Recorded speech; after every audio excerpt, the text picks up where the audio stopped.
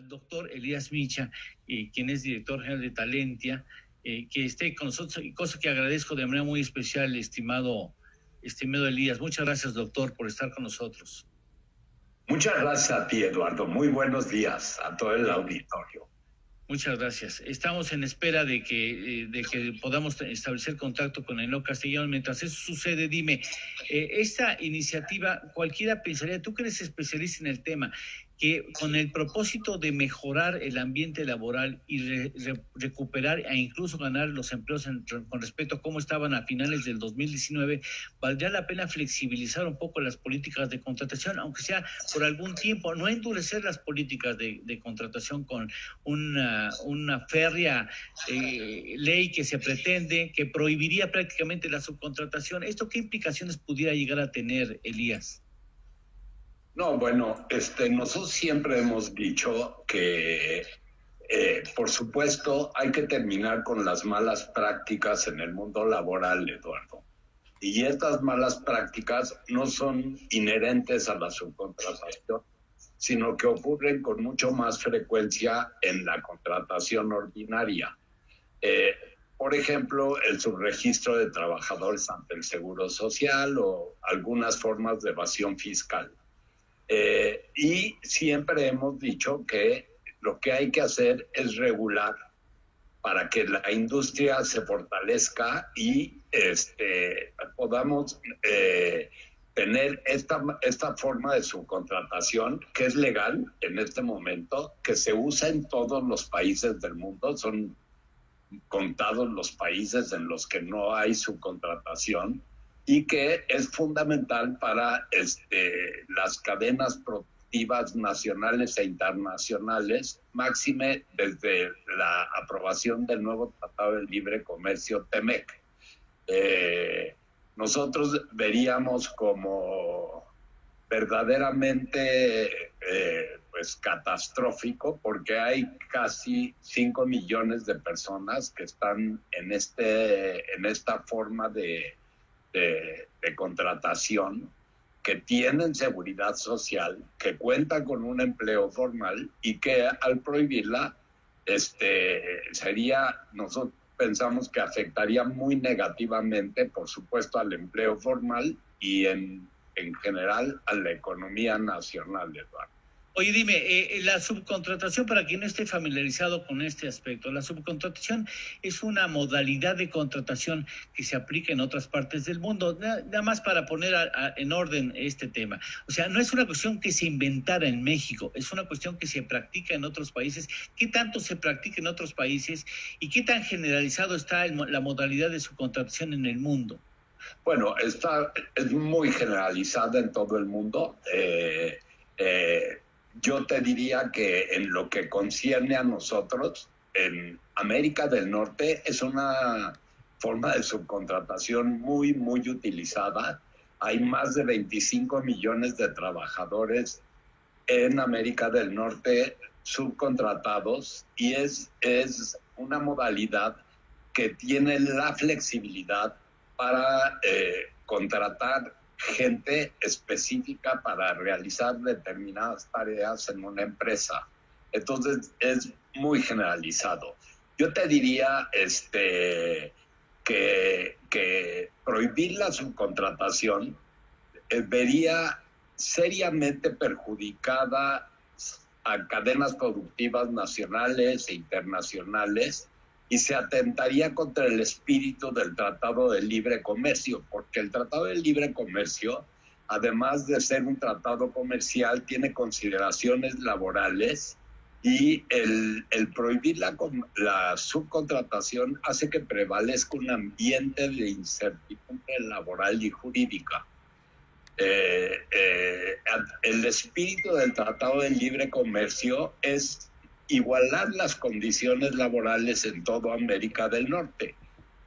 El prohibir la subcontratación nos sacaría de sintonía con nuestros principales socios comerciales. Es decir, el tratar de terminar con malas prácticas debe de hacerse. Ha habido propuestas muy claras para regular la subcontratación, sería muy perjudicial para la inversión. Oye, déjame preguntarte una cosa. Yo recuerdo, posiblemente esté equivocado, pero yo recuerdo que había una sugerencia incluso de las empresas más fuertes, las legales, que llevan en práctica las mejores prácticas, vale la pena la redundancia, en materia de subcontratación, habían hecho una propuesta para una norma mexicana de suscripción voluntaria. Y de ese mismo grupo de las empresas más fuertes de subcontratación surgió una iniciativa para crear una norma oficial mexicana de carácter obligatorio, precisamente para tratar de sacudirse a aquellas personas o aquellas empresas que llevan mal la práctica de subcontratación. ¿Eso es correcto? La visión que yo tengo, la información que yo recuerdo, ¿es correcta? Así es. Esto ya tiene aproximadamente 3 años. Ha habido muchas muy buenas ideas para regular de manera sensata y razonable el mercado de la subcontratación. A finales del año 2019 y principios de este año, hubo varios parlamentos abiertos, tanto en la Cámara de Diputados como en la Cámara de Senadores, Eduardo, en los que más o menos se llegó a consensos de qué temas serían razonables para regular la subcontratación. Uno de ellos es el establecimiento de un padrón nacional de empresas de subcontratación y probablemente una norma, como tú lo dices, que ya se había contemplado, que estuviera este padrón y la norma estuvieran regulados por la Secretaría del Trabajo y Previsión Social. Así es que esto sería una buena idea, porque además permitiría que hubiera una competencia mucho más leal. En este momento, las pocas empresas que incumplen con la ley constituyen una competencia desleal para todas aquellas empresas que son profesionales y responsables del mundo de la subcontratación, Eduardo. Sí, es importante. Ahora, ¿no hay evasión o malas prácticas en otras partes del mundo? ¿No nada más se da eso en México? No, bueno, por supuesto que lo hay, pero la autoridad pues tiene que cumplir con su obligación de fiscalizar, de inspeccionar. Otro de los acuerdos a los que se había llegado fue que se creó un grupo interinstitucional formado por la Secretaría del Trabajo y Previsión Social, el SAT, la UIF, el IMSS, el Infonavit y la Procuraduría Fiscal para que hicieran una inspección inteligente utilizando herramientas tecnológicas modernas como la inteligencia artificial y que de esa manera la autoridad pudiera cumplir con su obligación de hacer cumplir la ley. La ley tal y como está, permite la subcontratación, es una forma de contratación legal y debe de prevalecer tal y como está para no interrumpir estas cadenas nacionales e internacionales de suministro. Y hay sectores importantísimos de la economía mexicana que la usan intensivamente, Eduardo, y que se verían afectadas con prohibición. Te pido, doctor Elías Micha, te ruego que te mantengas presente en este diálogo, porque me da mucho gusto entrevistar y poder platicar con una persona a la que yo en lo personal aprecio mucho, un presidente de una Cámara con una fuerte convicción nacionalista que se ha preocupado siempre por México, con las mejores propuestas en materia de establecimiento de política industrial.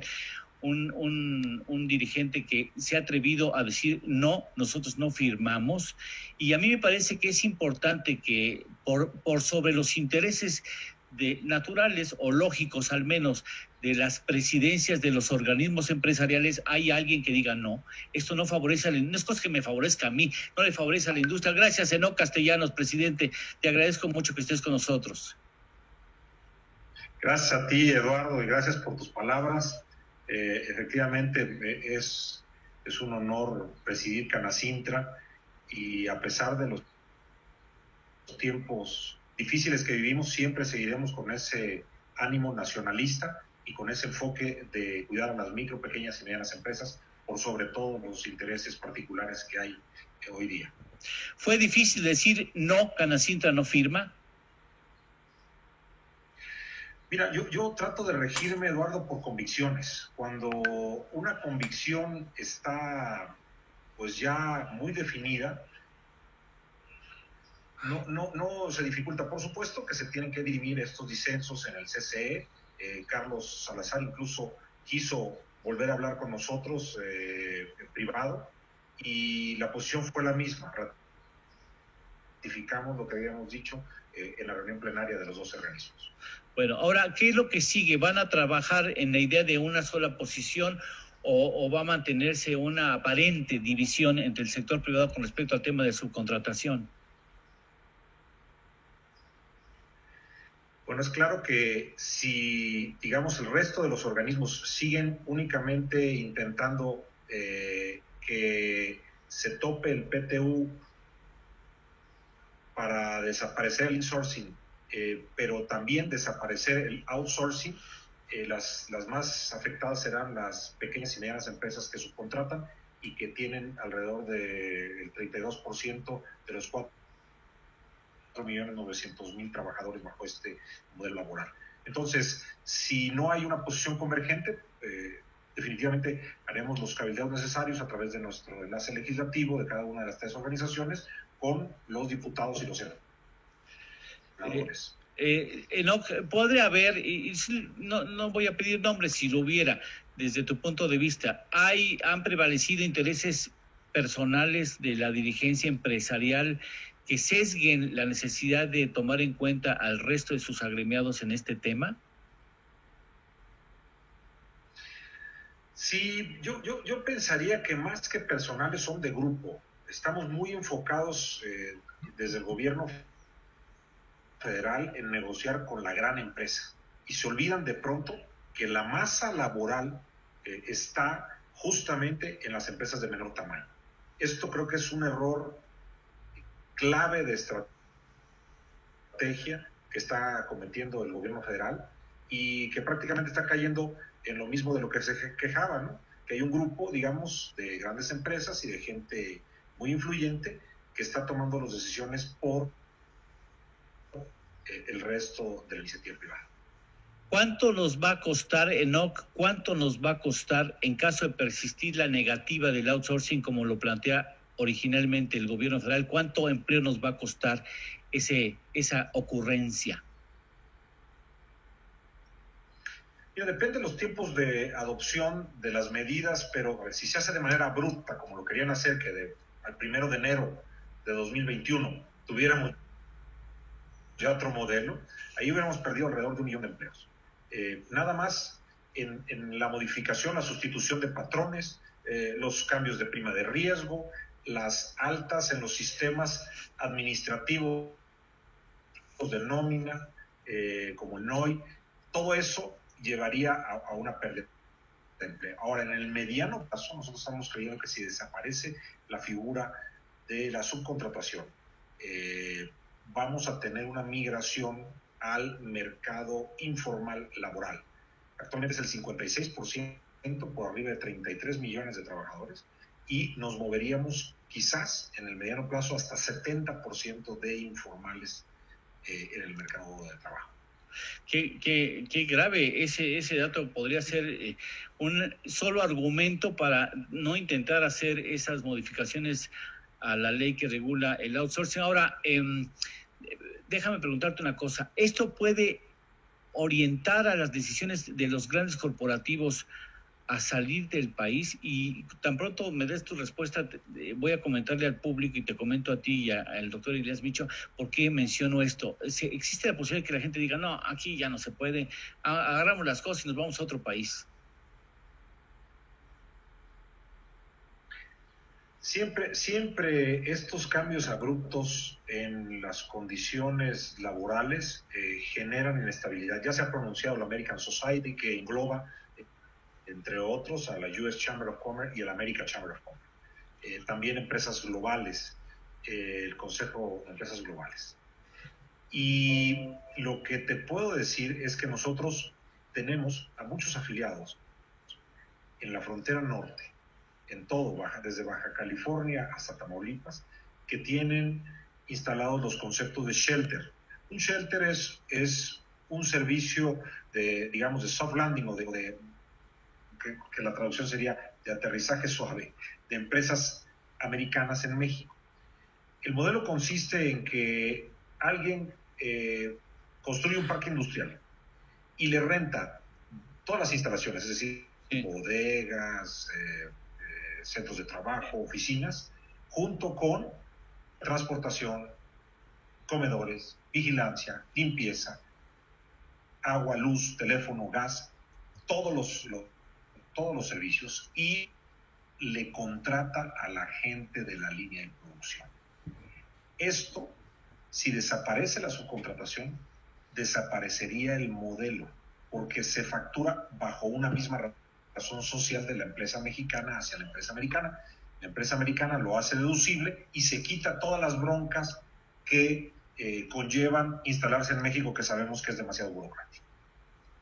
Déjame, le voy a pedir al doctor Elías Micha que prepare una pregunta si tiene alguna inquietud o algún comentario que hacer, pero me gustaría antes explicarles a ustedes, mientras piensa rápido, que él piensa muy rápido siempre, Elías Micha.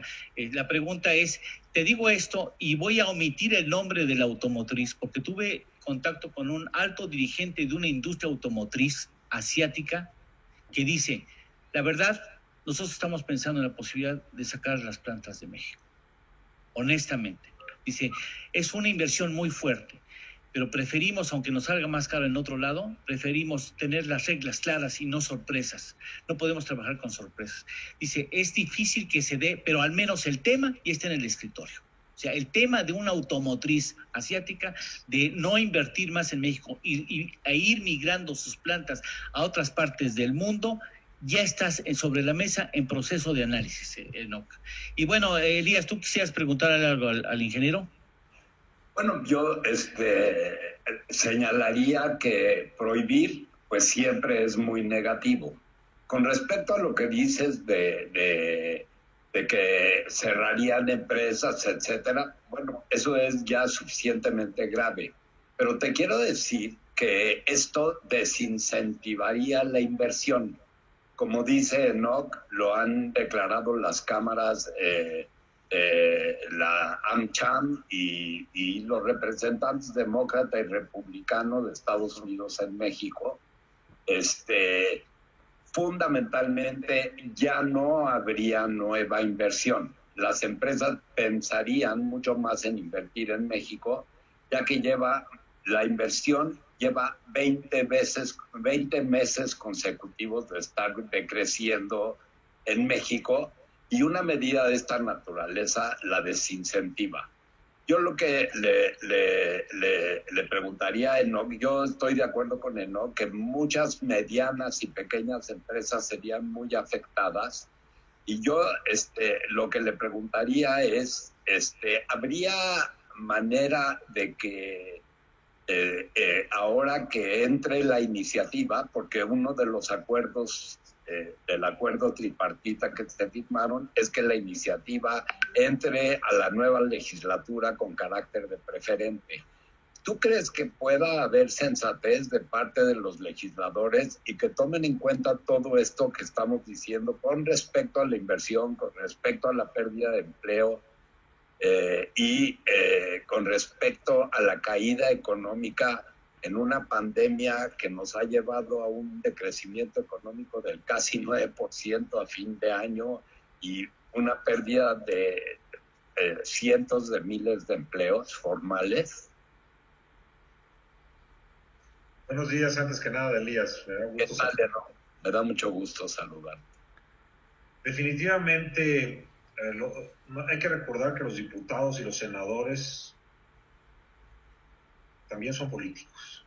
Creo que la coyuntura muy cercana a la elección de junio de 2021 va a hacer que recapacite, porque es un volado. En una de esas, diseñan mal la ley o la modifican de manera errónea y tiene un impacto laboral importante que no creo que vaya a gustar a los votantes. Es decir, gente que se va a la calle y que deja sin su sustento a su familia, va a tener motivos para culpar al gobierno y sobre todo al Ejecutivo y a los diputados que piensan reelegirse. Entonces, yo creo que eso va a jugar a favor de que haya sensatez política y de que se modifiquen las cosas para tener una ley que sí regule, porque evidentemente ha habido atropellos, ha habido abusos, pero son de una minoría, y que promueva la productividad y la competitividad del país. Recordemos que la subcontratación es una figura ampliamente aceptada entre los países con los que competimos, y definitivamente sería un hándicap en contra si México prohibiera esta regulación. Prohibición no, regulación sí, es lo que hemos dicho los tres organismos, pues digamos, rebeldes del CCE. Estimado Enoc, muchas gracias por participar con nosotros. Es un enorme gusto. Ya podremos decirte padrino en esta emisión, padrino de la emisión de En torno al dinero 2 horas. Muchas gracias. Gracias, Eduardo, y deseo el mayor de los éxitos para este proyecto. Sé que lo va a tener. Tú eres una persona muy comprometida con tu trabajo. Te mando un fuerte abrazo. Igualmente. Enoc, gracias. Que tengas un excelente 2021, pase de año. Cuídate mucho y hablaremos pronto, en breve. Muchas gracias, Enoc. Claro que sí. Gracias, Elías, también, y gracias, Milla. Muchas gracias. Permíteme unos minutos más, Elías, después de una pausa. Vamos a los saludos con Miriam. Bueno, ya estamos de regreso cuando son las 7:41. Elías, bueno, nomás para redondear antes de ir con Adriana Torres a hablar sobre ese asunto del diplomado, que iniciamos la plática hace algunos minutos, pero tuvimos que suspenderla para atender también al auditorio que nos recibe estas horas. ¿Cómo escuchaste a Enoc y cuáles son los puntos que quieres destacar de este tema? Bueno, Enoc tiene exactamente, y eso nos enorgullece, el mismo punto de vista que Talentia MX ha tenido desde que fue fundada. El tema de la subcontratación debe ser regulado y no debe de ser prohibido. De manera muy clara, él nos dijo por qué no se debe de prohibir. Por supuesto que todos en la industria estamos de acuerdo de que se debe de terminar con las malas prácticas patronales, y hay maneras de hacerlo de una manera razonable, con una regulación moderna, clara y una inspección inteligente por parte de las autoridades. No es necesario prohibir la actividad, es necesario regularla y es necesario promoverla. En un contexto en el que la pandemia ha dejado una devastación laboral y económica, sería mucho peor. Es un muy mal momento para una iniciativa de esa naturaleza. Entonces, nosotros hacemos votos porque en el Congreso impede la razonabilidad, la sensibilidad de los legisladores, como decía Enoc, y no se prohíba, sino que se llegue a una regulación sensata, Edu. Ahí está la regulación. O sea, ahí está la propuesta de una norma oficial mexicana. O sea, ¿por qué agregar complejidad a los problemas que ya tenemos? Yo no entiendo. O sea, si tienes la autoridad, si sabes quiénes son los abusivos, quiénes son los factureros, quiénes los tienen detectados, les han congelado, pues entonces trabaja en la competencia de tu autoridad y ponlos en orden, pero no acabes afectando al resto de la industria por un puñado de personas o de empresas que han hecho abuso de esta figura. Te agradezco mucho, doctor, eres muy amable por haberte levantado tan temprano. Muchas gracias. Al contrario, Eduardo, muchas gracias a ti, muchas felicidades por esta nueva emisión de tu programa y por el padrino de lujo que fue Enoc Castellanos. Muchas gracias. Muchísimas gracias, un abrazo. Eres muy amable. Déjame ir, saludos antes de ir con Adriana Torres, con quien vamos a hablar de esos asuntos del diplomado que se ha inventado, que se ha desarrollado con el propósito de apoyar a las micro, pequeñas y medianas empresas. Saludos, Miriam. Saludamos con todo gusto a Teresa Olivares, muchas gracias a Juan Alfaro.